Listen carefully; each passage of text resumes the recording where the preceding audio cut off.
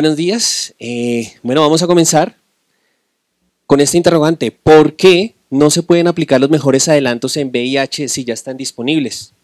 Estos dados, más por los estándares de las guías internacionales, recordemos las guías, hacen parte de protocolos de manejo en todos los pacientes con VIH con la mejor evidencia científica al momento. ¿Se podrían aplicar las guías internacionales más actualizadas en nuestro país? Vamos a desarrollar esas dos interrogantes. Para eso, comprendamos que estas guías están dadas a nivel de los 5 continentes, que tenemos que compararnos uno a uno, pero sobre todo que vamos a estar en base a la estrategia 90-90-90. ¿Recuerdan la estrategia 90-90-90, la que hemos hablado muchísimo? 90% de las personas que viven con VIH diagnosticadas, 90% de esas personas en tratamiento antirretroviral y el 90% de esas personas con control virológico. ¿Listo? Bueno, entonces esto es lo que vamos a ver, aplicabilidad de las guías internacionales en nuestra realidad. ¿Cuáles son las guías con las que nos debemos comparar? Las europeas, las americanas, las del IAS, las de la Organización Mundial de la Salud. Tenemos muchos referentes, pero lo cierto es que tenemos un contexto latinoamericano y en Latinoamérica también hay muchas guías. Las anteriores, actualizadas muy posiblemente cada año o menos, cada 10 meses, hay algunas que tienen actualizaciones en febrero y lo sacan de nuevamente en noviembre. Las guías latinoamericanas no lo son, ahí estamos nosotros, ustedes están viendo solo carátulas de México, Brasil, Argentina, Chile. Por ahí aparecemos nosotros, por acá metidos. Entonces, tenemos que mirar el contexto real de la evidencia que estamos manejando. ¿Qué ha sucedido con nuestra guía? Una pequeña radiografía. Nosotros comenzamos con unas guías de atención en el año 2000. Si lo recuerdan, con la resolución 412 se generaron diferentes guías de atención. En ese tiempo todavía no se decía que la mejor evidencia, sino eran guías de atención para las principales patologías. VIH fue una de ellas. Esta guía sale como un consenso de expertos. Luego en el 2006 sale la guía que conocíamos, generada por el ministerio, que tuvo publicaciones en revistas como la de Infecto y el de la CIN. Y en 2014 sale nuevamente la guía más actualizada que tenemos en diciembre, esta sí en asocio con el IETS, en asocio con el Ministerio de Salud y es la que tenemos vigente. ¿Listo? Diciembre de 2014. Ya van 4 años y recuerden que de las otras les he hablado que se actualizan cada año. Entonces, ¿qué es lo que nos hace falta realmente? ¿Qué es lo que tenemos desfasado con esas otras guías de las cuales decimos que hay una mayor proporción de pacientes que van a lograr el 90% de indetectabilidad porque la siguen? Realmente lo que tenemos de diferencias es si realizamos un genotipo de ingreso, si realizamos un haplotipo HLA-B5701, si debemos iniciar el tratamiento tan pronto son diagnosticados. Recuerden, en nuestra guía mencionamos que debe iniciarse el tratamiento cuando los CD4 son menores de 500 o otras condiciones. Si utilizamos la profilaxis es preexposición. Todas estas son faltantes o temas que no se han tocado porque para ese momento todavía no estaban digamos, en las preguntas que se hacían dentro de la guía, dentro de los científicos, dentro de los infectólogos y metodólogos. Y en cuestión a medicamentos en primera línea, ¿qué tenemos de diferencia? Los inhibidores de integrasa en primera línea sobre inhibidores no nucleócidos, sobre inhibidores de proteasa. Recuerden, en nuestra guía hay un medicamento nada más y lo que sale cada vez más es que debemos utilizar los otros inhibidores de integrasa, pero ya vamos a ver cómo es eso.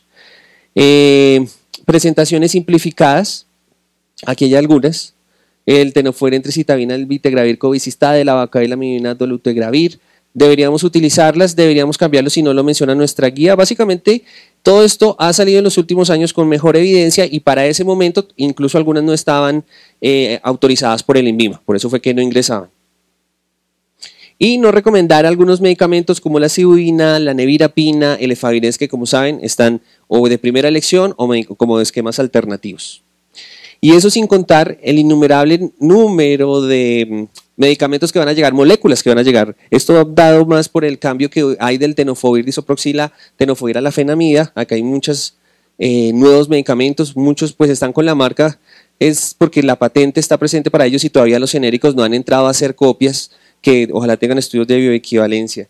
También hay nuevos medicamentos como el darunavir, pero ya no potenciado con ritonavir, sino con cobicistat, otras combinaciones, como sea un inhibidor de integrasa y el inhibidor nucleócido, que también están para primera línea, pero eso ya lo vamos a ver. Entonces, todos esos nuevos medicamentos, ¿qué va a pasar si hasta ahora estamos hablando nosotros de nuestras primeras líneas? El Plan Nacional de Respuesta ante la ITS, el VIH, todo como lo leen ahí, del 2018 al 2021, hizo una evaluación del Plan Nacional anterior que fue del 2014 al 2017, y si buscamos con respecto a los problemas que pueda haber con las guías de atención, vemos que lo que ellos refieren es que todavía en las guías de práctica clínica se definen criterios de inicio de TAR, lo que acabamos de hablar. ¿Cuál es el proyecto en lo que, cómo van a intervenir ellos en estos resultados de salud? El objetivo 54 dice que el Ministerio de Salud y Protección Social actualiza mediante consenso de expertos las guías de práctica clínica para la atención integral de las ITS, VIH, hepatitis B y C. Tal vez si han escuchado, incluso la semana pasada salió la última de hepatitis C. Nosotros todavía no hemos escuchado qué respuestas hay o en qué momento se debe presentar la actualización, y ya que hablan de consensos, pero digamos que dentro de las líneas de intervención del gobierno sí está la actualización. Vemos que hubo una 2000, 2006, 2014, vamos viendo que es como cada 6, cada 8 años, pero no creo que lleguemos hasta ese punto. Sobre todo porque en los últimos meses, en los últimos años ha habido mayores adelantos cuando creíamos que en el 2013 o 2014 que nos habíamos estancado un poco. Pero el problema en sí no está dado porque si somos de Estados Unidos, de Europa, si somos de Chile o de México, ¿sí? Está dado más por el sistema de salud que estamos viviendo. Entonces, ¿es que es la ley 100 nuestro sistema de salud el que está dañado? No, no necesariamente. Ustedes conocen todos los críticos acerca de cómo está Estados Unidos y allá pues las diferentes guías que hay como 3. Y más ahora con el cambio de administración donde el Obamacare fue frenado por políticas específicamente. Entonces aquí vemos cómo en las críticas que hacen a nivel internacional están viviendo casi nuestra misma realidad y nosotros no somos conscientes, nosotros siempre pensamos que somos los que tenemos el problema y que tal vez no ha sido tan manifestado como las universidades públicas en las últimas semanas, pero que el problema está allí, para el nivel nacional. Entonces aquí lo que hacen, por ejemplo, una crítica, ustedes saben la diferencia en Estados Unidos, allá no tienen una completa cobertura, y el sistema de salud aquí dicen que no saben si lo pueden arreglar porque ya le han puesto todas las garantías, todas las pólizas de seguros y nada que arranca. Porque allá básicamente está dado por medicina prepagada y algunos planes que no muestran todos los beneficios como sería acá. Pero entonces el de aquí es muy bueno. Todos sabemos que las empresas administradoras de planes básicos de salud tienen sus problemas, ¿sí? No hay, por más que nosotros hagamos una calificación de cuál es la mejor, cuál es la peor, cuál es la que sale más en noticias, no existe una perfecta. Y eso lo comprendemos también nosotros a nivel crítico, ¿sí? Aquí decimos que se tiene una muy buena cobertura y realmente sí la hay, pero no la sabemos aplicar y es lo que vamos a ver más adelante. Pero también hay un gran problema y es el dado por la corrupción. Porque todos los dineros que deberían entrar al sistema de salud deben salir en beneficio de los pacientes. Y eso nosotros como lo vemos como un juicio de valor que hacemos todos los días de que se robaron la plata. Pero bueno, vamos a mirar dónde se refleja y dónde estaría el problema. Manifestaciones por parte de nosotros ha habido, no necesariamente es porque no haya los adecuados resultados en salud, sino porque no hay plata para pagar los contratos en las EPS y porque las EPS no pagan a sus funcionarios. Eso ahí es cuando vemos el día a día de que cerraron tal hospital, de que salieron en un solo día algunos médicos, pero digamos que nunca ha habido un frente nacional de los profesionales de salud. Pero ¿realmente esto es lo importante? No, el que realmente importa, a pesar de todo, es el paciente que no tiene sus medicamentos completos, que no tiene un adecuado abastecimiento, que quedan pendientes. Y si miramos en VIH, esto es muy importante cuando hablamos de farmacoresistencia de los medicamentos que tenemos y ahora más si estamos hablando de que tenemos un número reducido a lo que es nacionalmente. Pero entonces el país, ¿en qué se radica esto? La complejidad económica que tenemos, la diversidad de contrataciones que tenemos en todas las IPS, en los centros de atención de manejo de VIH. Ustedes, no sé si recuerden, pero la mitad de la guía habla de un estudio de costo-efectividad y por qué se prefería un esquema a otro, ¿sí? Guías como la del DHHS, el EACS, el IAS, GESIDA, entonces ahí están europeas, españolas, norteamericanas. Si ustedes las observan, no tienen esos análisis de costo-efectividad y yo me imagino que ustedes no conocen el capítulo que es a partir del 60% de lo que es la guía sobre ese estudio de costo-efectividad que se hizo para ese momento en el país, ¿sí? Para el año 2013, 2014.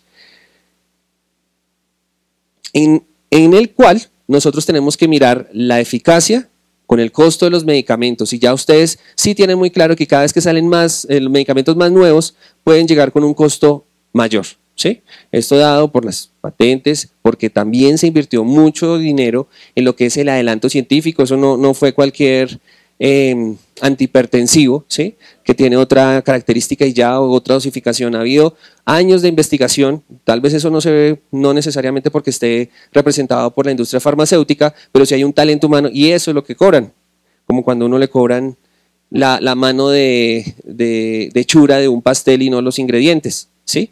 ¿Es por eso que llega? ¿Debería ser así? No, para eso también el ministerio ha generado un recorte de costos, una nivelación de precios de medicamentos.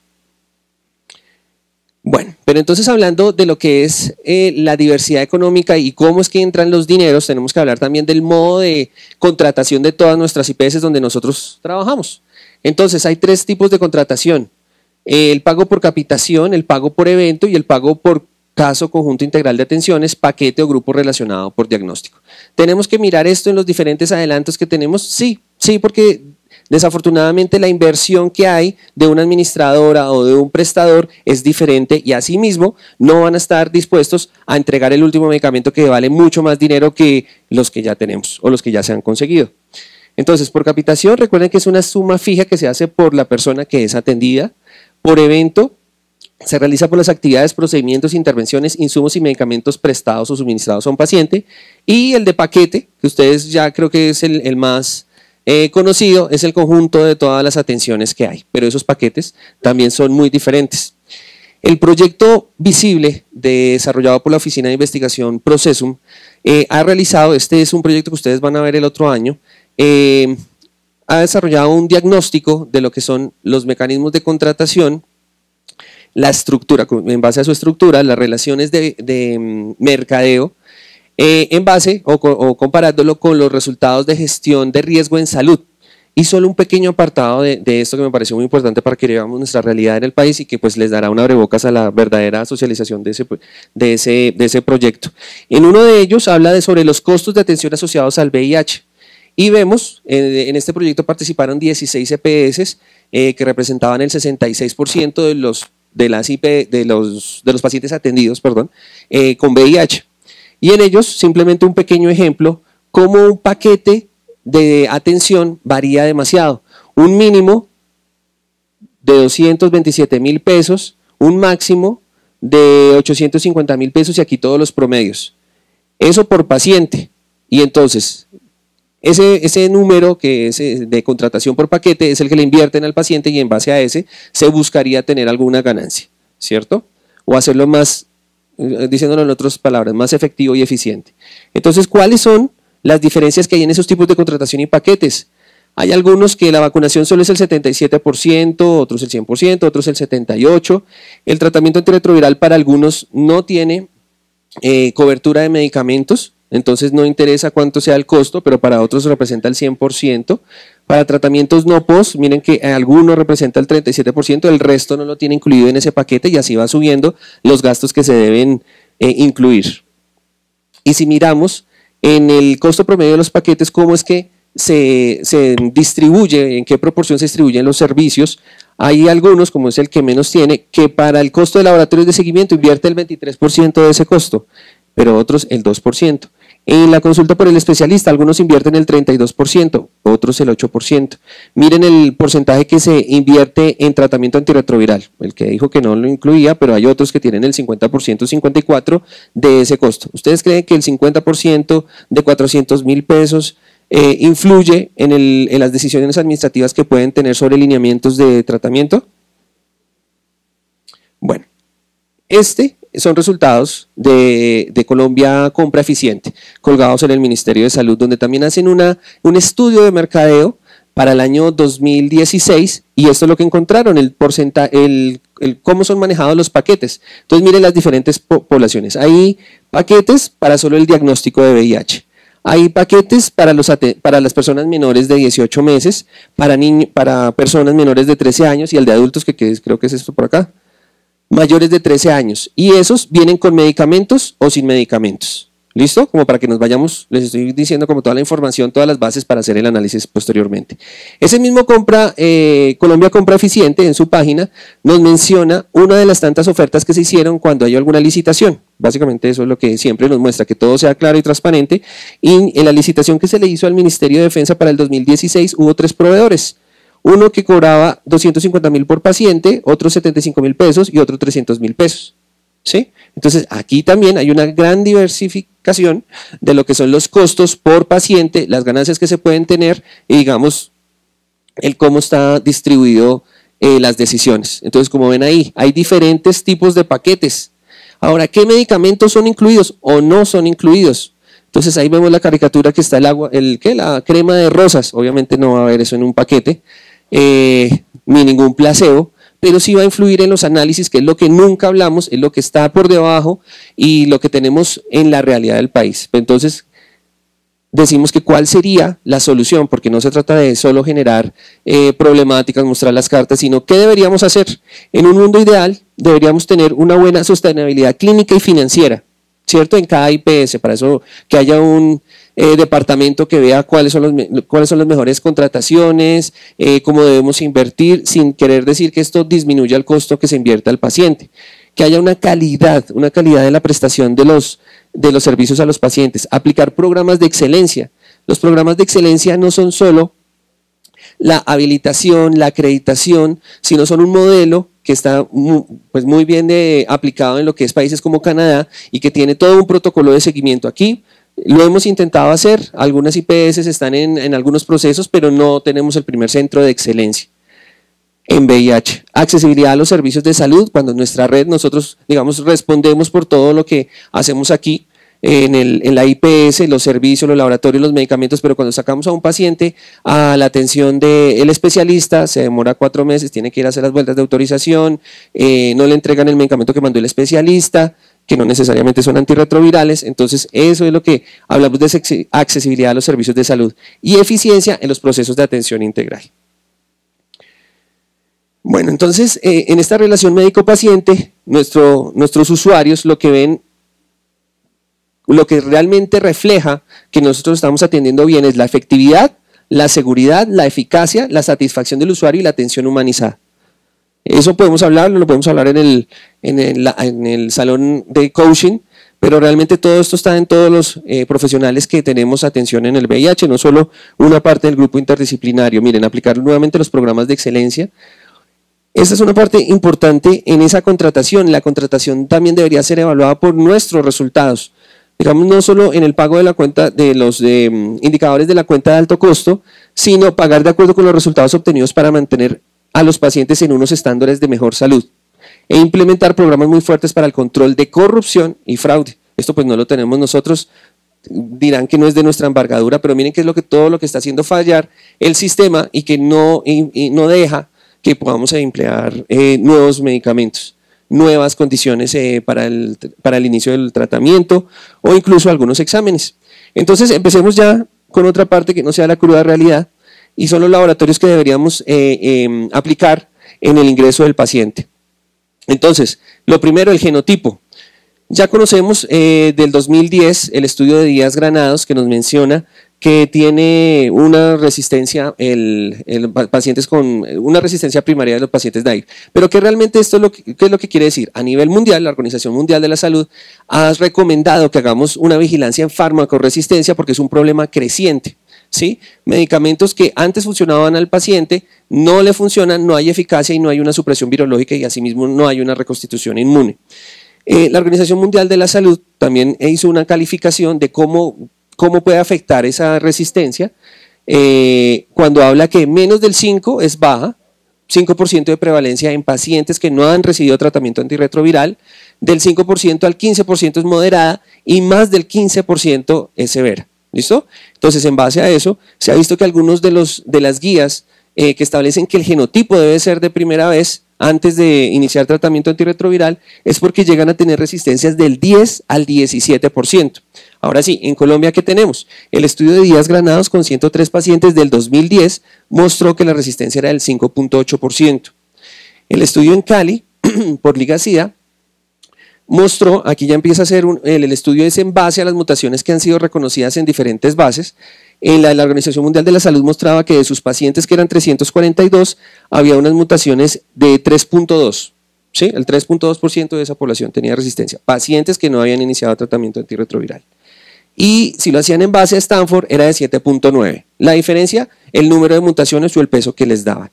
El más reciente lo hizo el Ministerio de Salud en asocio con el Fondo Mundial, donde en toda Colombia, con una metodología de representatividad, evaluaron a 196 pacientes de 23 IPS en los cuales no habían iniciado tratamiento antirretroviral y se dieron cuenta con las diferentes bases, como les digo, que en una era 7.1% y por el Stanford era 9.7%. ¿Eso qué quiere decir? Que en Colombia la resistencia sería moderada. Sin embargo, ellos hacen un análisis de los medicamentos que están en primera línea para Colombia, o sea, de este 7.1, de este 9.7%, de esa resistencia primaria que no ha recibido tratamiento antirretroviral, ¿cuáles hay para los medicamentos en primera línea en Colombia? Abacavir, lamivudina, favirenza, tazanavir, raltegravir, darunavir. Y esa resistencia, esa prevalencia fue el 5.1%. Para embarazadas que saben que la línea de preferencia es sibudina, lamivudina, lopinavir, ritonavir, era del 3.1%. Ellos consideran, ese grupo de investigación, que no es necesario realizar un genotipo de ingreso, y si hay que hacerlo, pues tendría que tener una evaluación de costo-efectividad, como ya como ya les he informado acá que es el costo-efectividad, que no solo se da en los medicamentos, sino también en las ayudas diagnósticas. También está el alelo HLA-B5701, que se hace en pacientes que tienen indicación o que han sido de elección para abacavir lamivudina, sobre todo entendiendo que la abacavir es uno de los de primera elección. Entonces, ¿por qué este alelo? Porque se asocia a reacciones de hipersensibilidad a la abacavir. El año pasado terminó y este año fue socializado el estudio que se realizó por Reviva en el Valle del Cauca, que también fue un estudio a nivel nacional, que reclutó 863 pacientes sin inicio de tratamiento antirretroviral de 11 ciudades, y lo que se demostró es que había una prevalencia de la presencia de ese alelo en el 2.4% de la población. ¿Sí? Eso quiere decir que no es tan alto, pero resulta que había algunas regiones donde sí que era aumentado. En Caldas, 11.1%, Risaralda 5%, miren Bogotá y Atlántico con solo el 1%. Concluyen que no tenemos una relación tan alta como es Brasil, como es México, pero que sí debería realizarse el alelo en las poblaciones donde se vio que había mayor prevalencia, o sea, el eje cafetero, y que debería hacerse estudios de costo-efectividad para ver si esto realmente es importante aplicarlo y que tiene más beneficios el aplicarlo que el no aplicarlo. Entonces, ¿habría que hacerlo? No, no necesariamente, y eso es lo que sí hacen en Europa, ya entendemos por qué, porque hay una presencia mayor de ese alelo en esas poblaciones. El inicio del tratamiento antirretroviral. Aquí vemos cómo hay las diferentes guías de HHS, IAS, EACS, aquí están todas, y cómo hicieron esa transición a lo largo del tiempo para iniciar el tratamiento antirretroviral sin importar en los linfocitos CD4. Entonces, como en el 2015, dada una mejor evidencia científica, comienza a ver la transición hasta que en el 2017 todas estas guías dicen que debería iniciarse el tratamiento cuando el paciente sea diagnosticado sin importar los CD4. Ahora hay una nueva tendencia, que el paciente salga reactivo con las pruebas diagnósticas y de una vez se inicia el tratamiento, sin ni siquiera haber visto los CD4, ya hablaremos de eso. Entonces en Latinoamérica, ¿cómo ha sido? Aquí está Brasil, México, Argentina, Chile, Ecuador, Venezuela, con la misma proporción, en el mismo tiempo, parándonos en la misma base, y miren que todos hablamos con diferentes grados de evidencia que se debe tener en cuenta los CD4. Entonces miren que la transición ha sido muy lenta y muy posiblemente también relacionada a que no se ha visto, no se ha actualizado, no todas las guías, pero sí algunos criterios que sí anuncian otros. BICOL es una colaboración investigativa con diferentes centros de atención a lo largo de todo el país. Ellos lo que hacen es buscar no solo la información que da la cuenta de alto costo, sino información que manejen los mismos centros para generar unas orientaciones que puedan cambiar la implementación de unas políticas o no de salud. En ella, lo que mirábamos del inicio del tratamiento antirretroviral estaba también cortado por el año en que inició la última actualización. Entonces aquí tenemos 2013, 14, 15, 16, 17. Y lo que estamos viendo es qué proporción de pacientes inician tratamiento antirretroviral. Entonces estamos viendo esa transición. Como antes en el 2013 iniciaban el 79% y en el 2014, pero recuerden que el criterio en ese tiempo era iniciar con unos CD4 menores de ¿cuánto? De 350. Cambia y miren cómo va el aumento, terminando con un 92.4% de pacientes que inician tratamiento antirretroviral en el primer año. ¿Listo? Todavía no es al 100%, y obviamente es porque en este momento no está actualizado el diagnostique y empiece el tratamiento. La cuenta de alto costo nos menciona por área geográfica cuáles son los sitios del país que tienen esa cobertura mayor o menor. Entonces, ustedes ven aquí que Cundinamarca se encuentra en unas tasas de 94 a 100% de inicio de tratamiento en el primer año. Y como también en el Atlántico, en Antioquia, en Nariño, se presenta una proporción igual de pacientes que inician tratamiento. Otras zonas alejanas, y miren lo que también nos lo da por régimen de salud, el contributivo, un poquito más pero por milésimas el subsidiado. Miren cómo el de excepción, los regímenes especiales y los no afiliados están en 75 y 84%. ¿Todavía falta para llegar allá? Sí, claro que sí. Pero entonces, ¿de dónde hablamos de que el inicio del tratamiento antirretroviral debe ser con el diagnóstico? De algunos estudios que nos muestran una mejor evidencia, como es el estudio temprano, el cual hizo un seguimiento del 2008 al 2012 con 2.076 pacientes, y lo que hicieron fue iniciar tratamiento en algunos pacientes tan pronto fueran diagnosticados, en otros no, lo difirieron en base a los CD4. Entonces aquí vemos cómo la probabilidad de muerte era mayor con los pacientes a los cuales les iniciaban el tratamiento más tardíamente que los que no habían tenido un inicio de tratamiento, sin importar los CD4. Aquí lo vemos más claramente. Pacientes con conteos menores de 500 y con mayores de 500. El azul fue los que difirieron en el antirretroviral y miren cómo está de alto la probabilidad de muerte, y los que lo empezaron tempranamente en gris, cómo fue disminuyendo. El estudio STAR se vio como había mejores variables con el inicio inmediato que con el diferido. El estudio HPTN 052, recuerden que es para profilaxis preexposición, pero también se evaluó a los pacientes en un plazo en el cual se les daba el tratamiento antes de las pautas, y unos a los que sí se les atrasaba el inicio del tratamiento con CD4 menores de 50, y se vio que la proporción de personas que transmitían el virus o a las que se le había transmitido era menor en los que le habían iniciado el tratamiento antirretroviral. Eso es apenas lógico si tenemos un paciente con un control adecuado y que no haya mayor riesgo de transmisión, sobre todo con algo que vamos a ver más tardecito. Entonces, en base a estos estudios, el STAR y el HPTN 052, es que se iniciaron las recomendaciones universales de esas guías del inicio del tratamiento antirretroviral sin tener en cuenta los CD4. Hay más estudios clínicos en los cuales se evidencia que en diferentes variables se puede ver una mejoría. Por ejemplo, no pérdida de seguimiento, mortalidad. El hecho de que sean retenidos es que no se pierdan esos pacientes, pero este metaanálisis se hace en pacientes que se tiene el diagnóstico y se hace el tratamiento. Vamos a discutir también el tipo de medicamentos y esquemas. Bicol también evaluó cuál era la transición que había durante todos esos años, y miren esta. Este es para el backbone, o sea, la columna vertebral que está conformada por inhibidores nucleócidos o no nucleócidos, donde para el 2013 lo que más había era acidudina, lamidudina. Y miren, la misma proporción era el 59%, en el 2017 que había bajado al 1%. En hombres y en mujeres se vio algo parecido.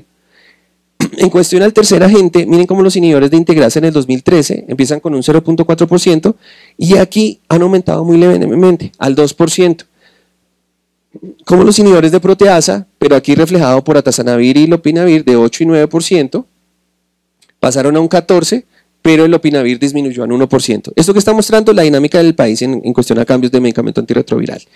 Para mujeres, miren, quería que miráramos que es el 31% para el inicio de lopinavir ritonavir en el 2013, y que es un esquema recomendado para gestación, y como en el 2017 era solo del 8%. La cuenta de alto costo nos habla también del tipo de de esquema conjugado, por así decirlo, que se utiliza. Y lo que más tenemos en el país a 2017 es el abacavir lamivudina efavirenz con un 18%, le sigue tenofovir entricitabina efavirenz con un 13% y subina lamivudina efavirenz con un 11%. Nuevamente volvemos al mismo análisis. Es Colombia la que está mal, es el resto del mundo que está bien. Latinoamérica, por medio del Latin American Workshop Study Group, que es un estudio que reúne algo parecido a Bicol, o realmente Bicol es un hijo de esta gran colaboración, tiene a 14 países, 53 centros de atención y 114.000 más o menos pacientes en los mismos tipos de análisis. Y en ellos, miren que hacen una evaluación semejante, 2013, 14, 15 y 16, y esto lo que nos muestra es el tipo de tratamiento que se comienza a usar. Vemos como que es el tenofovir, sea con lamivudina o con entricitabina, y el efavirenz aumenta, y como medicamentos o conjunciones, por así decirlo, de lopinavir, ritonavir están bajos, como con raltegravir también está muy bajo, o con otra droga incluso. ¿Eso qué está reflejando? La aplicación que se hace en las guías a nivel latinoamericano. Aquí no vemos dolutegravir, no vemos no vemos victegravir, nada de eso. Son medicamentos que no están dentro de esas guías. Entonces, ¿qué es lo que vemos por cada medicamento? Que esté solo en la guía. ¿Cómo evalúa la guía? Si ya sabemos que el porcentaje de supervivencia, de control virológico es mayor del 90% en todos esos medicamentos, entonces ¿cuál es la diferencia? La supresión virológica sostenida, la recuperación inmunológica, la eficacia y seguridad, cuando haya menor proporción de discontinuidad por efectos adversos o secundarios, las no diferencias en supervivencia y los efectos adversos. Entonces miremos cómo para las guías internacionales, las que siempre hablamos de que están con lo último, comienzan a utilizar los diferentes medicamentos. Aquí están las diferentes guías y lo que le quiero mostrar en esta no es lo que usan, sino lo que no usan. Entonces, la Organización Mundial de la Salud siempre ha dicho que, pues para el 2016, decía que el esquema ideal es tenofovir, entricitabina, efavirenz, entonces el resto no lo recomienda. ¿Sí? En base a eso ya podemos analizar las otras. La británica dice que no utiliza abacavir, lamivudina ni efavirenz. La europea dice que no utiliza efavirenz ni atazanavir, ritonavir, pero sí utiliza darunavir, pero en una combinación que es con cobicistat. Gesida, que es la española, no utiliza efavirenz, pero utiliza todo el resto. ¿Qué es el resto? Rilpivirina, atazanavir, darunavir, raltegravir, dolutegravir, elvitegravir, e igual el de HHS no utiliza abacavir, lamivudina, efavirenz, rilpivirina ni atazanavir, ritonavir. Las de este año, las que salieron en octubre más o menos, entonces ya me hablan de un nuevo medicamento, sumándole otra pata, que es el victegravir, ¿sí? El de HHS lo comenzó a utilizar. Obviamente todas las combinaciones, como les dije, con el cambio del tenofovir disoproxila a la fenamida, todas les generan el cambio. Y el IAS, que se actualiza en febrero, todavía no está con victegravir, pero es porque no la han actualizado. Entonces, ellos que tienen una autorización por la FDA, miran los estudios, obviamente con un adecuado juicio científico, y lo ingresan. Allá no tienen en cuenta los estudios de costo-efectividad que les hablaba al principio, por eso era tan importante verlos inicialmente.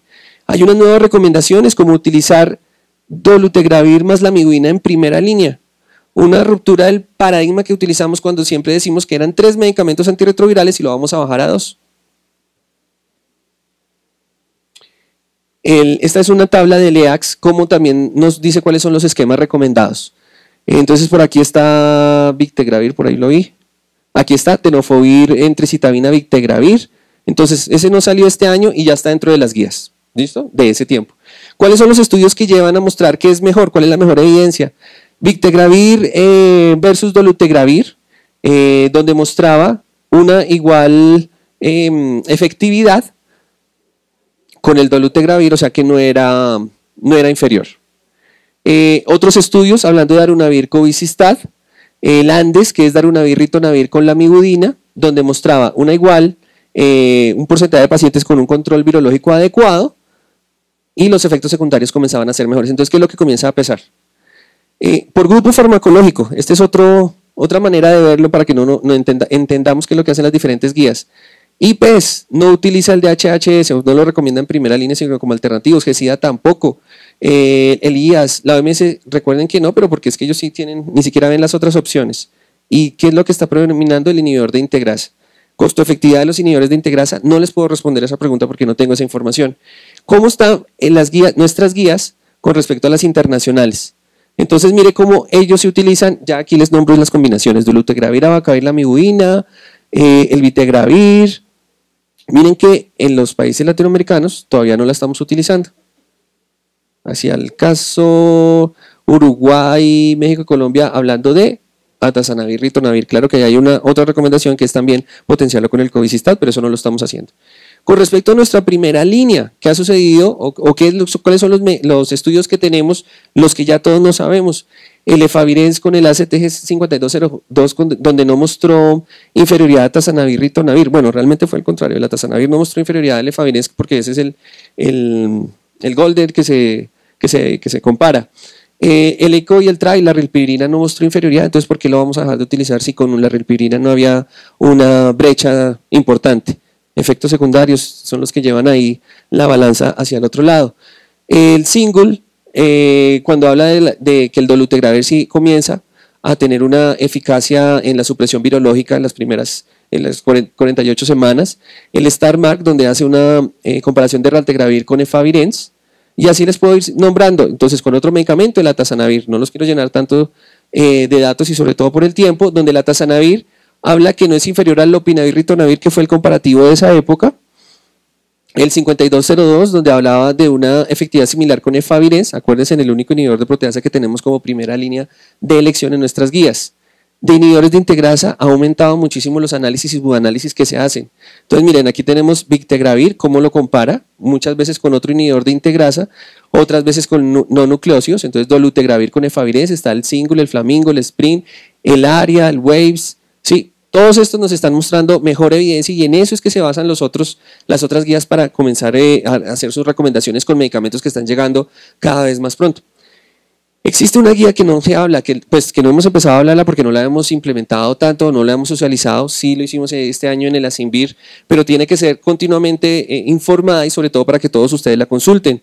Son las guías latinoamericanas de la Asociación Panamericana de Infectología.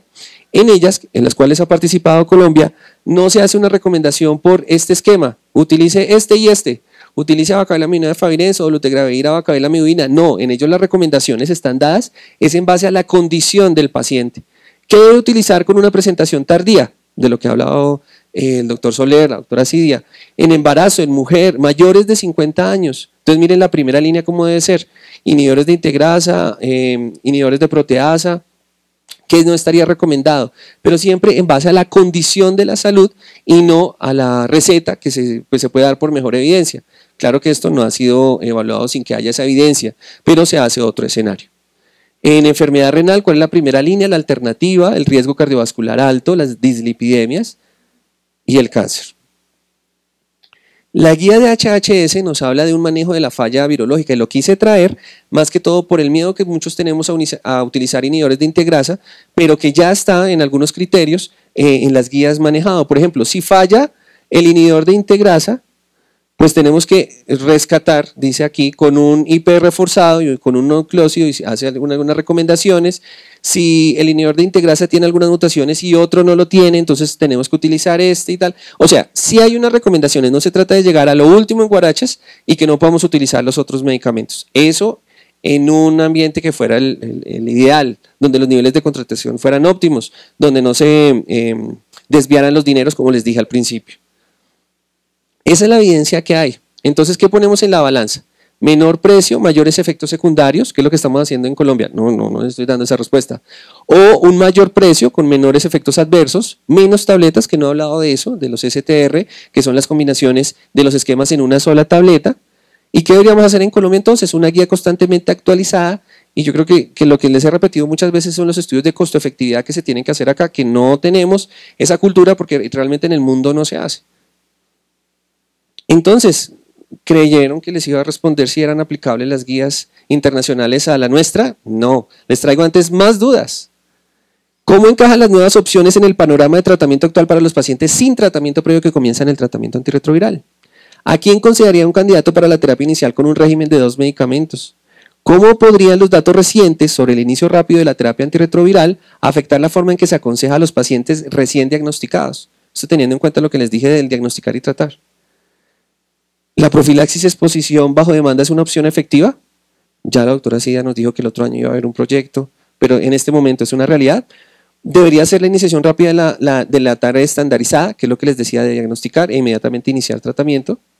Y deberían utilizarse los dos fármacos como tratamiento inicial. 2 minutos de PrEP, que no hemos hablado. La PrEP, medicamento antirretroviral utilizado para que no haya, o sea menor el riesgo de transmisión del virus de inmunodeficiencia humana en parejas serodiscordantes, ha sido establecido por diferente evidencia, desde aquella que es el VOICE, en el cual era de mujeres en las cuales tenían que utilizar un gel, que era un gel de tenofovir, y pastillas, donde se vio una baja eficacia. ¿Pero por qué era? Porque las pacientes decían que sí se lo aplicaban, que sí lo tomaban y realmente no lo estaban haciendo. El IPREX, que fue en parejas de hombres que tienen sexo con hombre, el PARNES, que utilizó o que incluyó, perdón, pacientes heterosexuales y homosexuales. Y miren cómo la eficacia mejora es con la mejor adherencia. No les estoy hablando para decir que sí sirve o no sirve. Sí, sí sirve, eso no les voy a decir, no les voy a dar todos esos estudios que lo soportan. Lo que les quiero mostrar aquí es que la adherencia en estos pacientes que no tienen el virus es muy importante para que funcione. En un contexto como el de Colombia hay una educación real para que un paciente que no tiene una enfermedad, que sean jóvenes, tomen tratamiento o solo sea el del fin de semana. ¿Quiénes son los candidatos para eso? Pareja sexual VIH positiva en hombres que tienen sexo con hombres. Miremos aquí el similar con las parejas heterosexuales. ITS bacterianas residentes, alto número de parejas sexuales, historial de uso inconsistente o sin uso del condón. Recuerden lo que decía la doctora Cidia para el estudio de demografía y salud del 2015, solo el 40% utiliza el preservativo. El trabajo sexual visto comercialmente y donde haya alta prevalencia. El Partner 2 es un estudio que lo que hace es mirar que la transmisión es menor en los pacientes que tienen una carga viral indetectable. Eso fue lo que quiso buscar. Y evidenció que en 77,000 actos sexuales, los contaron uno por uno, sin condón, cuando la pareja era de hombre que tiene sexo con hombres, no había una transmisión importante, y aquí están los resultados. Eso es para que ustedes conozcan cuáles son las bases científicas de lo que ha salido ahora en el mundo, que es que el paciente indetectable es intransmisible.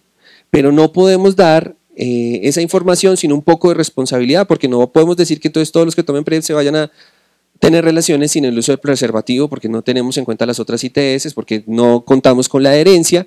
Entonces eso también visto en el contexto colombiano. Creo que la parte administrativa la iniciamos, la hice en el primer punto. La segunda fue toda la evidencia científica, y ustedes lo que tienen ahora es herramientas y ser actores principales cuando haya un consenso en la realidad y el contexto colombiano, porque todo esto nos va a tener a nosotros como actores no solo expectantes, sino que damos opiniones. Y el poder de que nosotros lo podamos hacer es la información adecuada que tengamos y actualizada.